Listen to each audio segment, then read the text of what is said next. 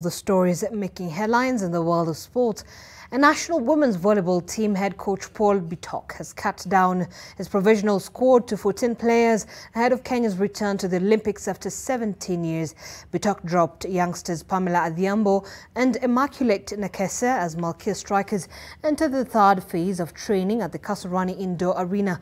He urged the remaining players to be relentless in fighting for their position in the team and focus on improving the standards of Malkia strikers. Malkia strikers leave for Kurume City in Japan on July 5th for the final phase, where the team will train for another 2 weeks before proceeding to Tokyo Olympics Village for the competition. The African Queens, who last competed at the Olympics in 2004, will face Japan, Serbia, Brazil, South Korea and the Dominican Republic in Pool A at the Tokyo Olympics. And the WRC Safari Rally set to kick off on the 24th of June in Naivasha is slowly starting to heat up, with the World Rally champion Sebastien Ogier arriving for the event that is marking a return, or rather making a return to Kenya after 19 years. Ogier, who arrived in the country last night alongside 2019 World Rally Gunners Ot Tanak, said he is excited about not only learning the new terrain but also learning more about Africa, since it's his first time in the continent. Ogier has won the World Rally Drivers' Championship 7 times between 2013 and 2020.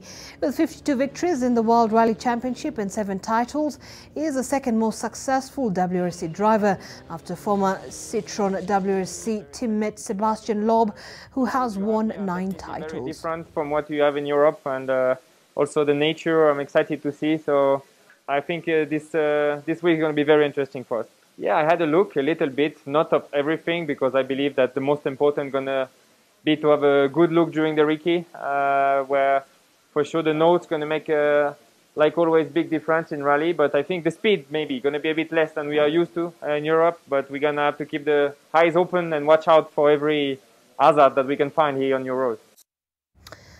And Athletics Kenya is keen on lining up some of the best athletes during the World Under-20 Championships that shall be held at the Kasarani Stadium between the 17th of August to the 23rd. During the pre-trials across the country, some names popped up that should be watched out for.